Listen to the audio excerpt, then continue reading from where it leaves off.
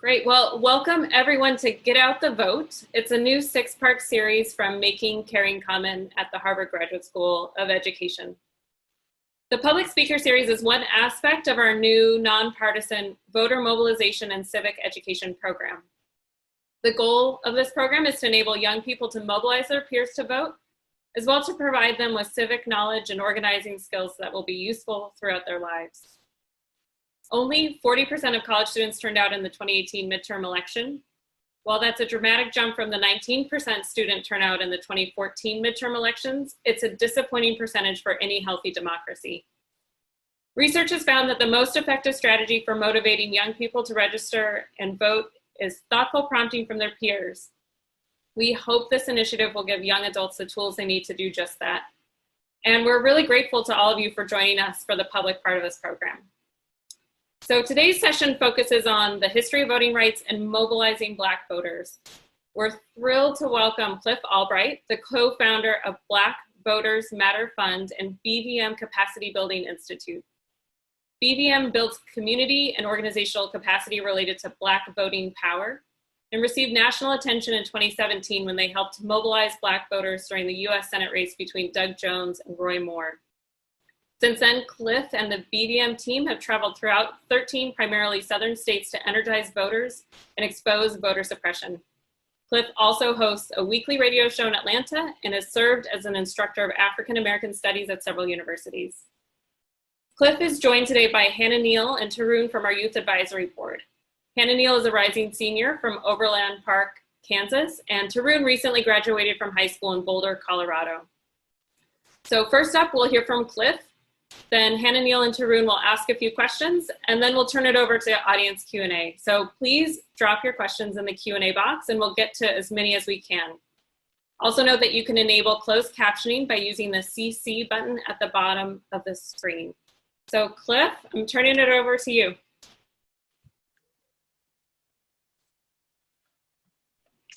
Hi, thank you, Alexis. I'm so glad to be here. So honored to be joining this great group of young folks that you have. And again, I'm Cliff with Black Voters Matter, co-founder, executive director.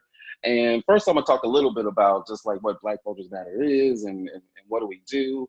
But then I'm gonna put it in the history of this issue that we're dealing with today, right? This issue of voter suppression. And then I'll come back and I'm gonna talk about like what's the role of folks like the folks that what we have on this call right now, you know, young folks, young voters, young community members, like what's you all's role in fighting against some of these issues and more importantly, fighting for the world and the society that we're trying to see. So just real quick, Black Voters Matter, we're an organization, we call ourselves a power building organization, right? We're not just a voting organization, we're not just an electoral organization, we are a power building organization. We believe in building power in Black communities all across this country, but particularly in the South. And one of the things we always say is the South has something to say. You know, and we also say as the South goes, so goes the rest of the country. And so we started our work. Our work is really based in our experience, both Latasha and I. Latasha is my dear friend and co-founder. We consider ourselves students of the civil rights movement. We're also, in many ways, children of the South. Latasha was raised in Selma. I lived in Selma, historic Selma, right? We're looking right now at the ceremonies for John Lewis, who just recently passed away, and we saw his coffin yesterday in Selma, Alabama. And so we consider ourselves students of that movement. And so what we did is that we decided just 2 years ago that we wanted to engage voters in a different kind of a way, right? We wanted to put to practice some of the things that we have learned over our 20 plus years of being involved in social justice work and racial justice work.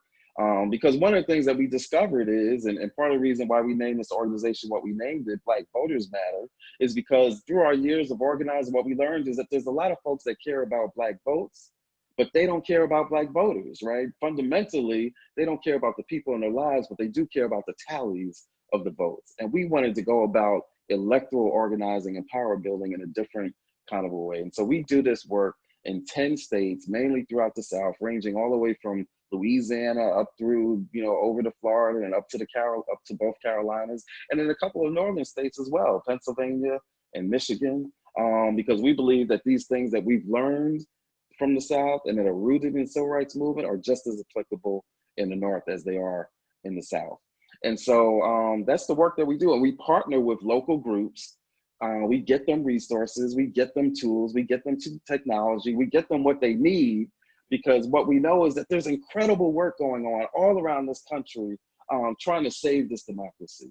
But a lot of times that work is taking place in the dark. It's taking place and it's under-resourced, right? It's taking place, it is not even respected. It's taking place in places where a lot of people look at it and they say, well, there must not be any electoral organizing, because if there was good organizing going on in the South wouldn't look the way that it looks, right? But we knew different. And so what we do is we could go around and we partner with groups to get them the resources and the tools that they need to do what they do so effectively and what they've always done so effectively, right? Because I've always thought, it's always curious when we think about the South and we say, oh, well, you know, there must not be any strong organizing going on around elections. And it's so ironic, because what we're talking about is we're talking about the very part of the country, the very region of the country that literally gave the country voting rights, right? That gave the country Selma, that gave the country the Selma to Montgomery March, that gave the country the Voting Rights Act. And so it's ironic that here we are today and we look at this same region and we say, oh, they don't know how to organize. What we know is exactly the opposite. But what we also know is that we go up against some unique forces, right? And it's not limited to the South, but there's strong forces in the South, particularly in regards to, you know, this issue of voter suppression. Again, not limited to the South, because you've got voter suppression in New York and California and everywhere in between, right? But what is this history of voter suppression? Or more importantly, you know, what is the history of this struggle for the right to vote? So one of the things that I like to do a lot of times when I'm talking to groups, and especially younger groups, is I like to ask folks, you know, when is it that Black folks, or more specifically, Black men, got the right to vote in this country? And I'm gonna pause right now. We're not gonna do, you know, any answers in the chat room or anything, but I'm gonna just pause for a second and let you all think about that. When is it that, you know, Black men got the right to vote in this country? And a lot of times the answers, when I'm in a space where people can just call it out or raise their hands, a lot of times people will say, oh, it was 1965, right? It was the Voting Rights Act. And some people will get confused and they'll say 1963, you know, which is the March on Washington, and then we'll get some other answers. But many people are often surprised when I say, well, no, the answer to that question is that Black people, Black men, got the right to vote in 1870 with the 15th Amendment, soon after the Civil War, right?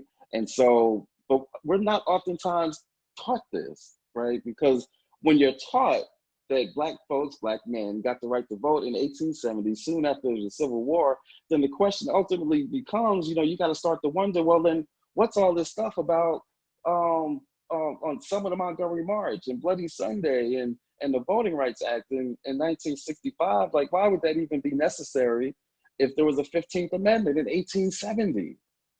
And that's the fundamental question that we really have still got to struggle with in this country, right? How is it that a right that is so fundamental, a right that was granted by constitutional amendment in 1870, and yet here we are today, still struggling with closing polling places, still struggling with photo ID, still struggling with police at different polling places, intimidating voters, right? Still dealing with whether or not there's even going to be a postal service to do a vote by mail election this coming year, still dealing with all these issues of voter suppression. Like, how is it that has come to pass? And it's a very long story.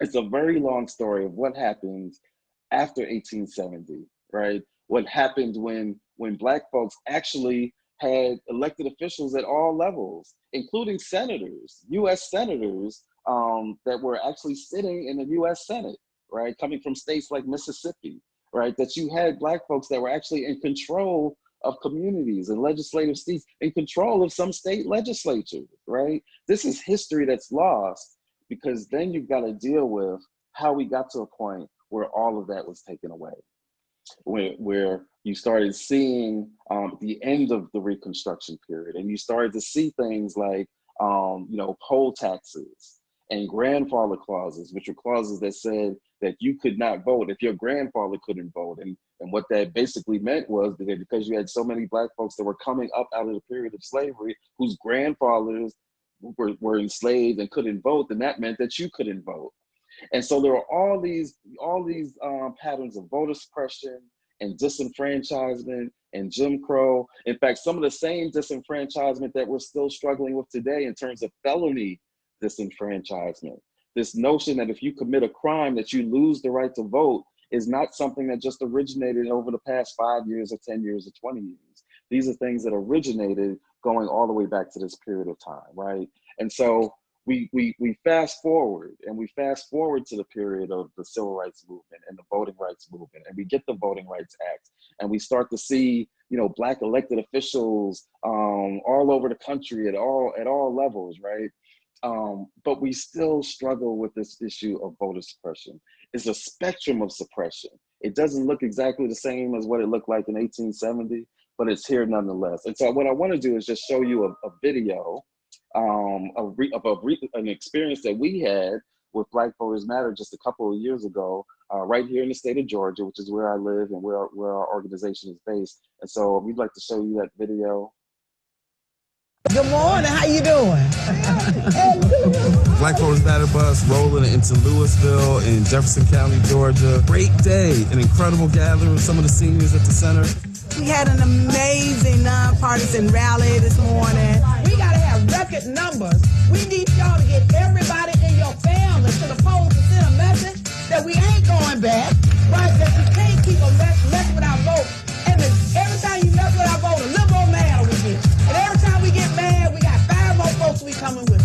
We were going out so that the seniors could see the bus. And many of them wanted to ride the bus. They were fired up, high energy, excited to go spread the word to their folks, excited to go vote, literally out here dancing and having a party in front of the senior center, getting on the bus to go vote at the polling place. Everybody excited to go vote.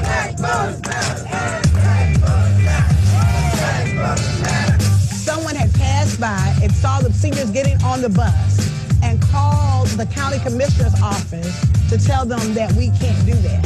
Now, there's no law that says that Black folk can't ride on buses no more. So the bad news is that they're going to make us get off the bus right now, and that's okay, because y'all still going to make it do what it do. So they so mad and low down that we getting jealous. That's right. But they can't stop the rain. That's right. You can't stop it. Whatever God got for us is for us. And you can't stop us, can you? We're still going down there to vote. That's right. Still going to vote.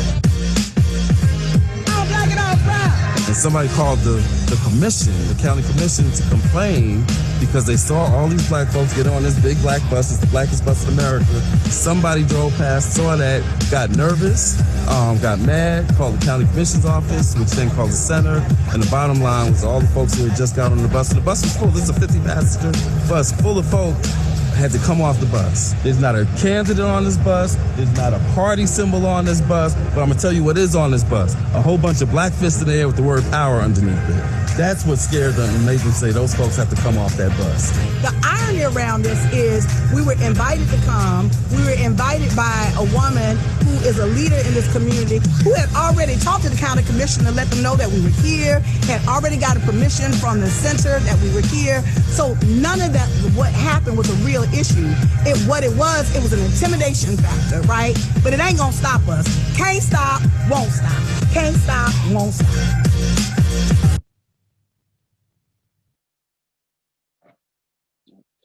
So again, that's just one example of the voter suppression that we see, where you have people who are telling some grown folks, right, that what they can ride or what they cannot ride so that they can even go vote.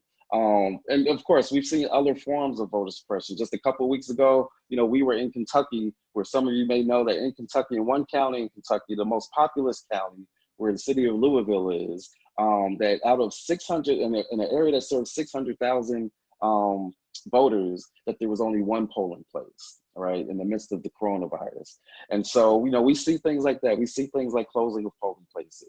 But here's the good news, right? In spite of all the suppression, right, in spite of what we saw in Kentucky, in spite of what we saw last month in Georgia, which was pretty much the epicenter of voter suppression over the past couple of years, in spite of all that, what we're still seeing is record turnout in many of these states, right? And so what we know is this: one tool, not the only tool, but one tool that you can fight voter suppression with is massive turnout.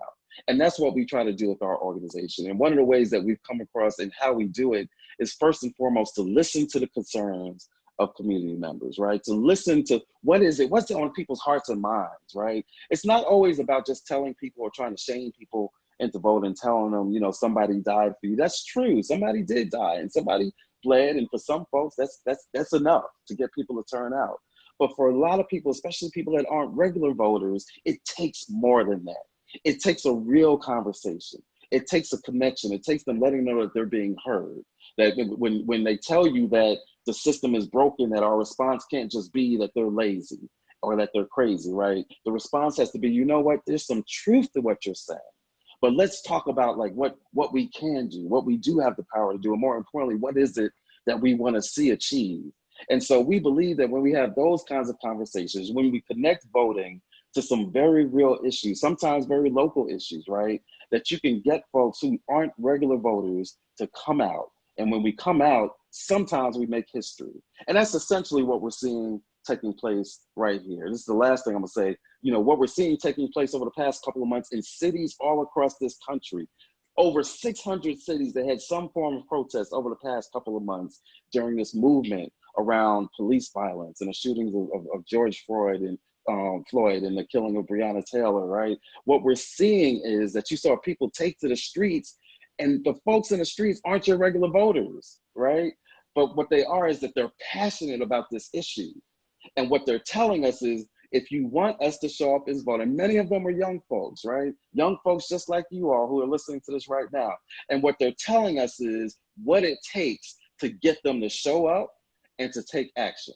And so if we want that energy to also show up in polling places, we've got to know how to have those conversations around those kinds of issues, because folks are telling us what they care about.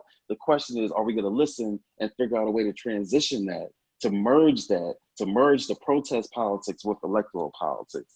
And we know it can be done because we've seen it done, and we've done it ourselves. And in particularly when it's young folks at the heart of it. And so that's the last word I'm gonna say, is just to remind everybody listening that John Lewis, who just passed away, was 23 years old when he spoke at the March on Washington. Martin Luther King, who led the Montgomery bus boycott, was 25 years old when that bus boycott started, right? Many of you sitting here listening to this are the same age right now. And so you all hold the key to how we can mobilize voters and how we can change this country and make it be closer to the democracy that folks have thought it's been over the past hundreds of years. Thank y'all. Thank you so much. I'd love to open up to Tarun and to Hannah Neal to ask you some questions, and then we'll, after that, switch it over to audience Q&A. So thank you so much. Hi, Mr. Albright. Thank you so much for speaking with us today. That was a very powerful video, and the perspective that you bring, I think, is so valuable, and we're super honored that you were able to make it today, especially with such tight time commitments. So really appreciate that. I wanted to say that to start it out. Thank you. Thank you. And so the first question I guess I had for you kind of framed it around more of your past experiences and what motivated you to start this journey. Like, obviously, you're a very accomplished and educated individual. You have your M.B.A, and you seem to be someone who's very passionate both civically and helping others become civically engaged.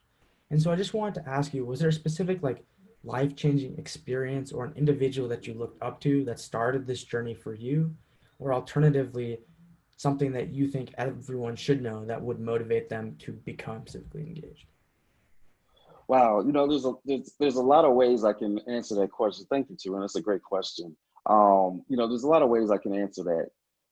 One of the things I always say is that really just about everything that I needed to know about organizing, I learned in some way or another as a student on campus. I attended Cornell University. You know, my first couple of years there, I wasn't really all that civically engaged or involved in campus activism, but a couple of things really changed my life. One was that I took a course that was called Racism in American Society, and it had an incredible professor, Professor James Turner, and he just opened my eyes to things that I had really seen, you know, all while I was growing up in the Bronx, New York, right, but had just never really paid attention to, right? And so just that course, combined with, I'm also saying, reading the autobiography of Malcolm X, really just changed the way, it changed the entire spectrum that I even looked at the world. So that started to change my thinking, but what changed my actions was campus activism and some issues that took place on my campus that were involving financial aid potentially being cut and threatening the presence of students of color on that campus. And so just out of nowhere, I became a student activist and literally got involved in not just one building takeover, but 2 times taking over the school's administration building. But in that process, I learned a lot about coalition building. I learned a lot about agenda setting, right? I learned a lot about communications. There's so much that just that experience of activism taught me, and then it inspired me that after I graduated and moved on to continue that activism as a community activist in all of the cities where I live, both Washington, D.C., as well as in Selma, Alabama, and wherever I've gone. So those are some things that really changed my thinking about even becoming a social justice activist. Awesome. Thank you so much. Anania, let's hear from you. Yes, so the next question I would have to ask is, since the creation of the Black Voters Matter Fund in 2017, what impact have we seen on the election results for local politicians specifically? That's an incredible question. We get a lot of attention. One of the first races we got attention for was back in 2017. It was a Senate race in Alabama, where people thought that Black voters weren't going to turn out, and we wound up turning out, not just turning out, but turning out in numbers that surpassed 2008 in the presidential election, right? But so we get attention for that and some other, statewide races, gubernatorial races in Georgia and Florida. But some of the work we are most proud of has been at the local level. That's why I love this question. We've been involved in races in historic cities, like even Montgomery, Alabama. Montgomery, Alabama is a city that's historic, that's got like 70% Black population, but it never had a Black mayor. And so just last year, we got involved in that race, and we reached out to voters, and we did a bus tour there with the bus that you saw in the video. We did texting, and we supported local partner groups in that city so that they could reach out to voters. And lo and behold, Montgomery was able to elect for the first time ever a Black mayor. But we've done it in cities all across the country, and particularly in the South. Places like Savannah, places like even small places. Places where you've never heard of, some place called Plymouth, North Carolina, right, which population is maybe under 15,000, but similar demographics to Montgomery, right? 77% Black, had never had a Black mayor, had never had a majority Black city council. And so those are some of the victories that we're most proud of. Even things like ballot initiatives in some place like Nashville, Tennessee, where they wanted to, because there were police shootings, and this goes back a couple of years before the latest movement, there were some police shootings, and they wanted to create a community oversight board, but they needed help. They needed help to get the signatures just to get this issue on the ballot. And so we helped them with that. And then after it was on the ballot, we provided more support so that they could actually win that ballot initiative. And so it's victories like that: city council races, school board races, mayors, ballot initiatives. Those are some of the victories that we're most proud of. And what we find is that when you do that, when you engage at the local level, when you connect people to some very local issues that they are most passionate about, then what you find happening is, contrary to popular belief, that the energy at the bottom of the ticket can actually drive turnout all the way up the ticket. It's not just a filtering down process. When you can get people, and the more disengaged the voter is, the more important it is that on-ramp is something very local that they feel very connected to.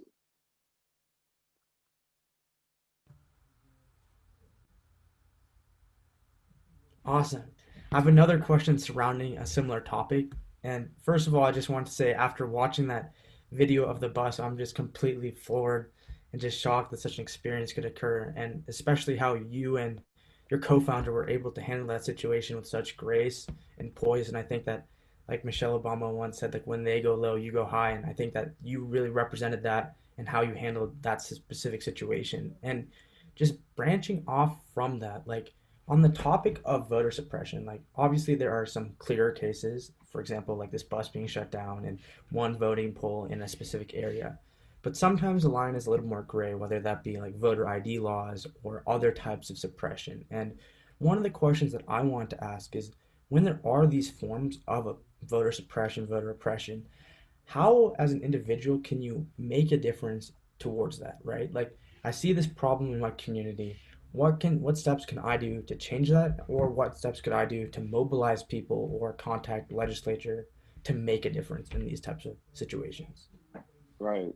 That's a great question, and I think you named a couple of what things that you can do, right? The first step is even being aware, right? It's knowing about what's going on. And so, part of what we try to do is we try to provide information for folks so that they can be better connected, right? Because sometimes there's information out there, and some of the Secretary of State websites, the state government's websites, but it's almost treated like it's a hidden secret, right? Like they don't want you to know what the polling hours are. They don't want you to know what the polling locations are, or more importantly, they don't want you to know where the commission meets that decides what the polling hours are going to be, or how many polling places are going to be, or where those polling places are going to be located, right? And so part of what we try to do, and we're actually working with some of our legal partners, and I just want to mention we've got some incredible legal partners like the Legal Defense Funds and Lawyers Committee for Civil and Human Rights, and some of our other partners that provide support on this advancement project. We've got partners that are providing training, and we work with them to provide training for folks on how people can be involved in fighting against voter suppression, not just on election day, but all throughout the year. Because again, election day is one form of voter suppression, but some of these decisions that we're talking about that are being made in commission meetings, right, all throughout the year, how do you get engaged in that process? How do you challenge those processes, right, and those meetings and those decisions? And so part of what we do is try to train people so that they can be better equipped to follow those things, to speak up, and then to reach out, right? One of the things that we do is we do something called 5 Friends and Families, the 5 Friends Pledge. Everybody we contact, we try to get them to tell 5 friends or family about whatever the information is that we're sharing, whether it's the voter registration deadline or the polling place locations or whatever it is, the photo ID requirements, right? And so we believe that the best messages come not from the stranger that you don't know, or even from a politician that's got some self-serving interests, but the most impactful message is when Tarun tells his friends, right, or his cousins, right, hey, you need to show up.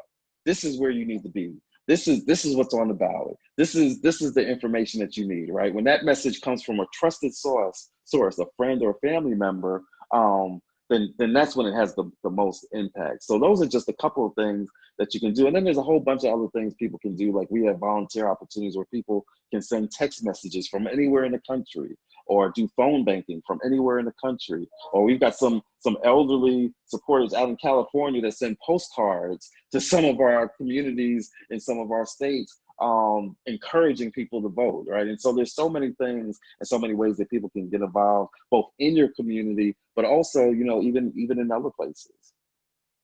Awesome. Thank you so much.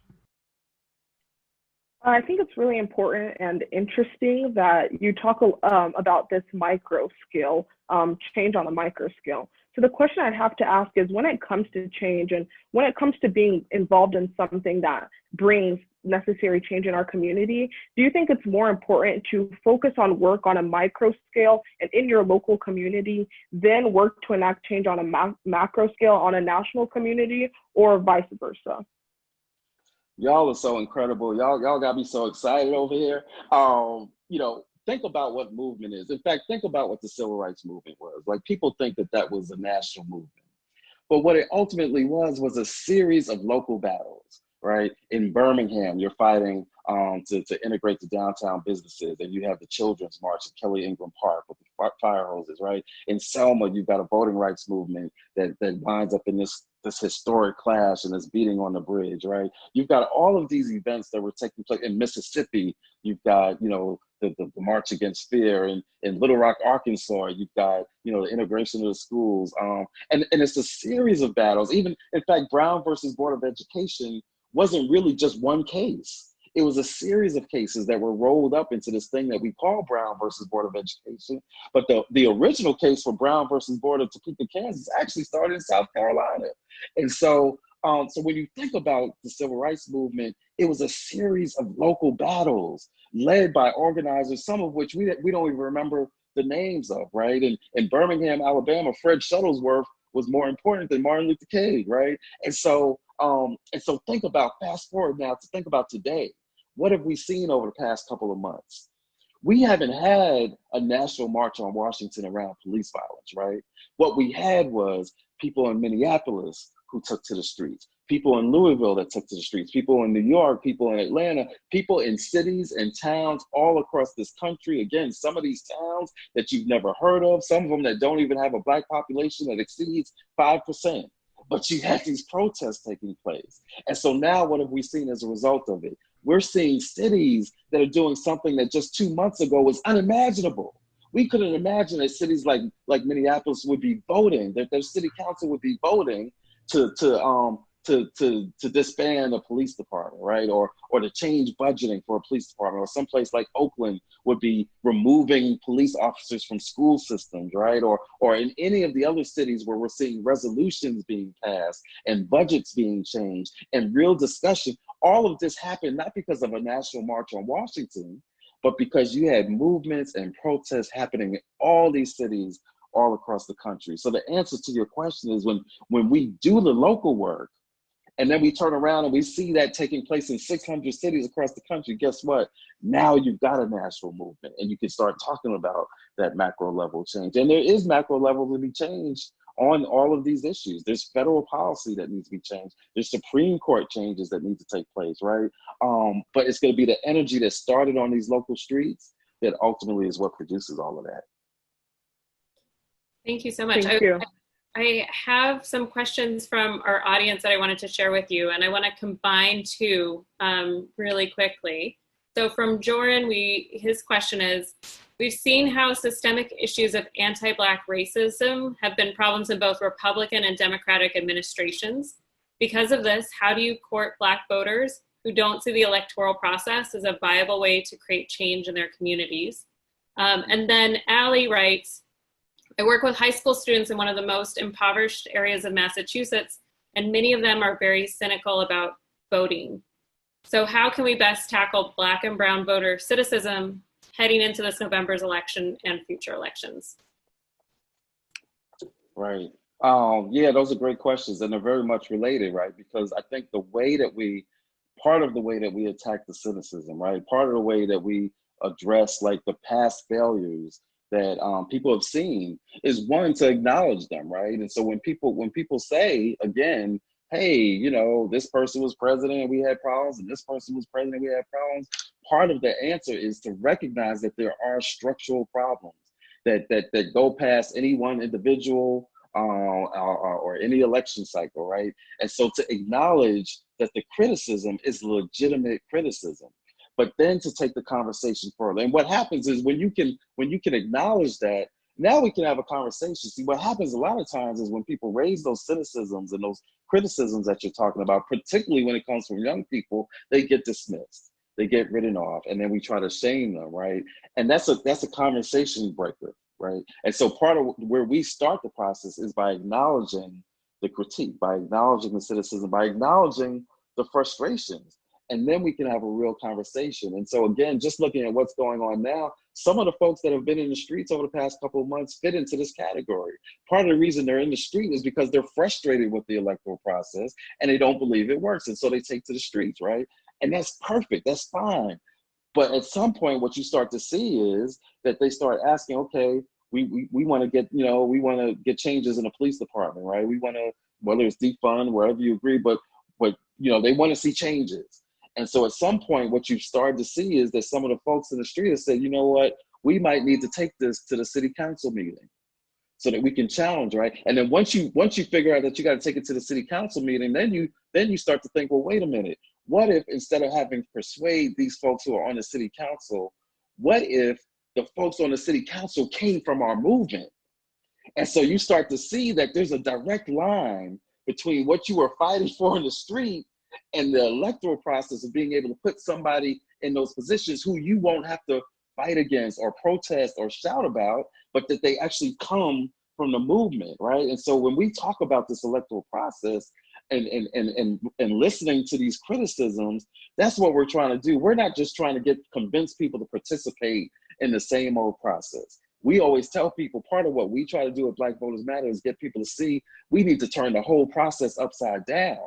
Right? And when you tell people that and you acknowledge the concerns and the criticism and you let them see their power in the process. Now somebody who a month ago or a week ago or an hour ago was disengaged and cynical, now they see how all of it is connected, and more importantly, they see what their role is in making it happen. Thank you. You know, in the interest of time, I might ask one or two more questions and then maybe turn it over to you for something to leave the young people listening today to take home with them and think about, or an action that they can take even as soon as this evening. But I had this question from Martine, which seems really important to touch on, which is, due to the rising number of COVID cases, many voter outreach organizations have made the decision to suspend door-to-door canvassing until further notice. How is Black Voters Matter Fund adapting and building relationships through COVID? And what can young organizers do right now? Such an incredible question. It's such an incredible question. In fact, right before this call, I was on another call where we're still trying to work through that exact issue, right? Because we're not trying to encourage and definitely not trying to force our local partners to do door-to-door organizing. In fact, we've got partners that are saying to us, "Hey, we want to do it," and we're like, "Well, let's talk this through, right?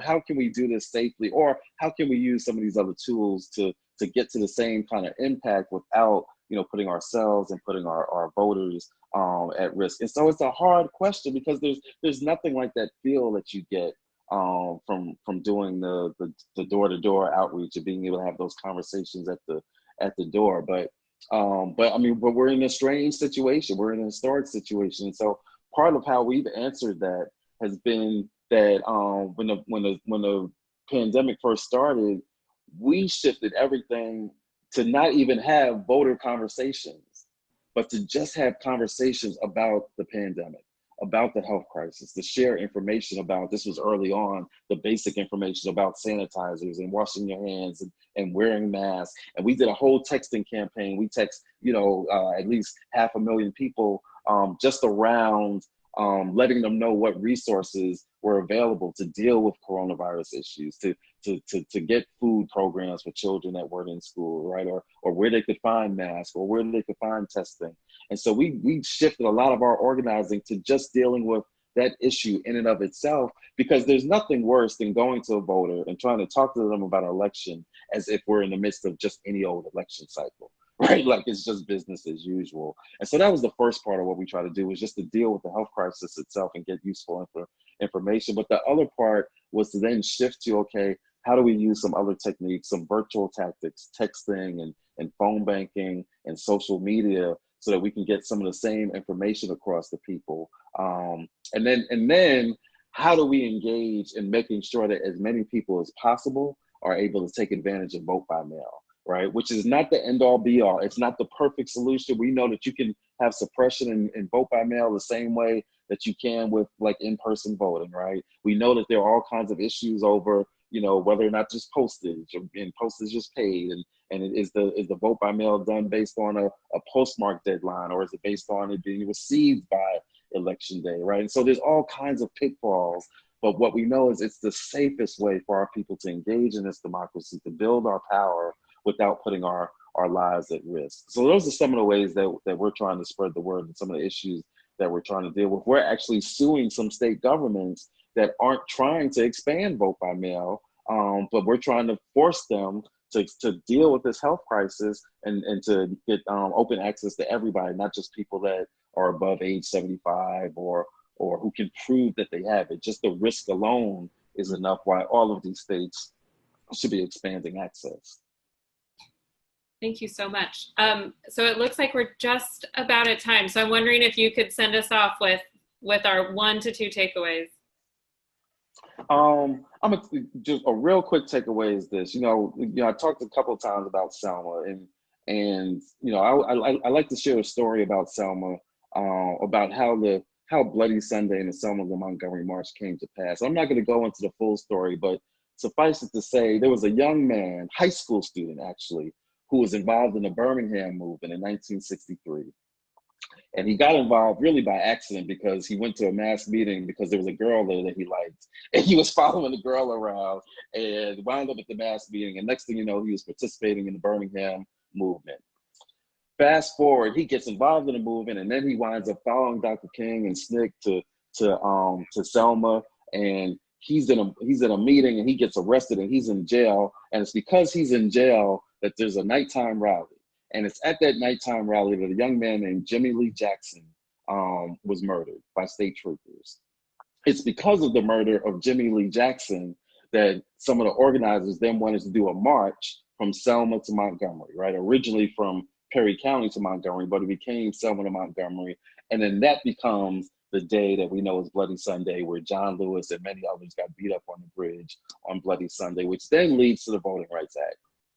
I go through this story to say this. It started with, there's a whole chain of reaction that started with a young high school student that decided to get involved in the movement. And so we never know what our action, what our involvement, what our one decision, even as a young person, what our decision to get involved in social justice work, it could create a chain of reaction that can lead to an event that literally changes the history of this country, and in many ways has changed the shape of this entire world from one young person deciding that they were going to take action. And so to everybody listening to this, you know, my question to you and my challenge to you is, what will be the action that you will take?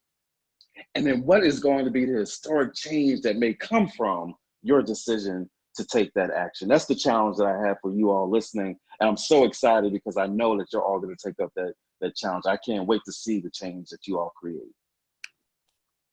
Well, thank you so much. We'll follow up with you and share some of the things that our students tell us that they're going to be doing next. So thank you so much for your time. Thank you to Hannah Neal. Thank you to Tarun, and thank you to everyone who's watching and took the time to share questions and join us today. Thank you again. Thank you for having me. Can't stop, won't stop.